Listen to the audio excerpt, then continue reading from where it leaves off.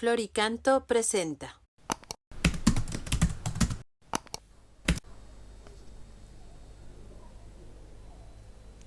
Número 161 del Compendio del Catecismo. ¿Por qué la Iglesia es una? Con esta pregunta se inicia un apartado en el que se dice: la Iglesia es una, santa, católica y apostólica. A la pregunta de por qué la Iglesia es una, responde: la Iglesia es una porque tiene como origen y modelo la unidad de un solo Dios en la Trinidad de las personas, como fundador y cabeza a Jesucristo, que restablece la unidad de todos los pueblos en un solo cuerpo, como alma al Espíritu Santo, que nos une a todos los fieles en la comunión de Cristo. La Iglesia tiene una sola fe, una sola vida sacramental, una única sucesión apostólica, una común esperanza y la misma caridad. Bueno, pues hemos introducido con esta pregunta, la 161, un apartado sobre lo que se llaman las notas de la Iglesia. ¿Qué se entiende por esta expresión notas de la Iglesia? ¿Qué caracteriza, qué notas características, ¿no?, tiene la Iglesia? Y entonces son 4.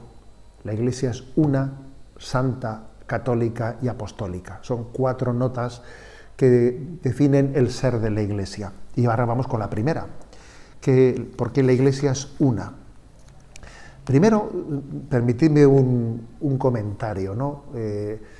Cuando quien no conoce la Iglesia, pues la ve desde fuera, como la noticia que se tiene de la Iglesia es que la Iglesia es una organización totalmente jerarquizada, teniendo al Papa en la pirámide, etcétera, pues percibe la Iglesia como una unidad casi militar, podríamos decir, ¿no?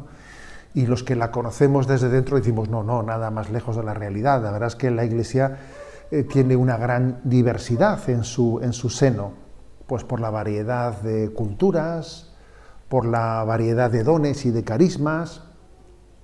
En la Iglesia hay un equilibrio entre su unidad y su diversidad, que es un equilibrio que yo creo que es un milagro. Es un milagro que solo el Espíritu Santo es capaz de realizar, ¿no? ¿Cómo puede ser una siendo al mismo tiempo tan diversa? Bueno, la unidad de la Iglesia, lo que aquí queremos demostrar en este punto 161, es que solamente se explica porque viene de Dios, porque la Iglesia es de Dios. Porque luego, solamente por la diversidad humana, a la cual hay que añadirle, por cierto, el pecado, porque el pecado disgrega, el pecado, por su propia característica, viene a disgregarnos, ¿no?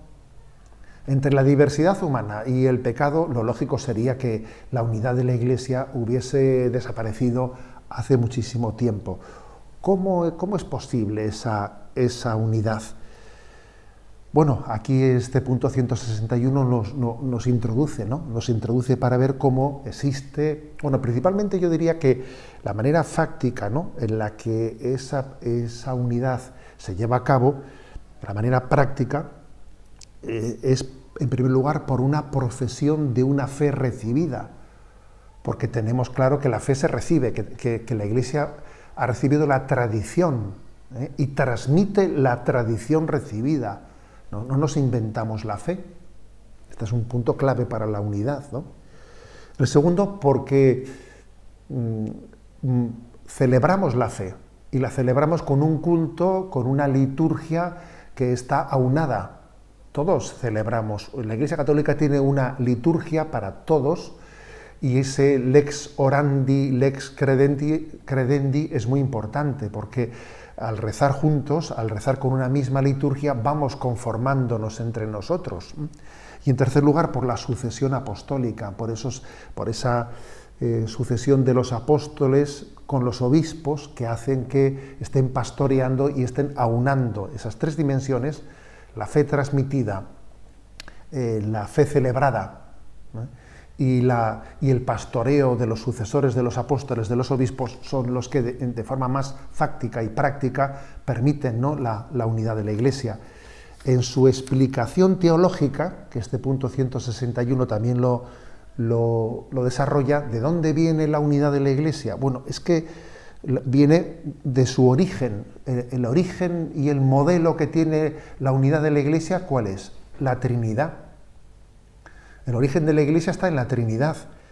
Y la Trinidad es un solo Dios, siendo tres personas. Es un solo Dios. Bueno, pues así es la Iglesia, que es una Iglesia en nuestra diversidad. Pero además de tener a la Trinidad como origen y como modelo, tiene a Jesús como fundador y como cabeza. Y es Jesús el que ha venido para restablecer la unidad del género humano, que estaba dividida por el pecado. Él, al redimir, nos ha unido en un solo cuerpo. Ese cuerpo que es el cuerpo de Cristo, que quiere reflejar a toda la humanidad, porque Él se ha encarnado, ha tomado la carne humana, que esa condición humana que todos compartimos. Por tanto, el origen teológico de la unidad de la Iglesia está en la Trinidad, que es origen y modelo, en Jesucristo, que es fundador y cabeza, y en el Espíritu Santo, que es el alma de esta unidad.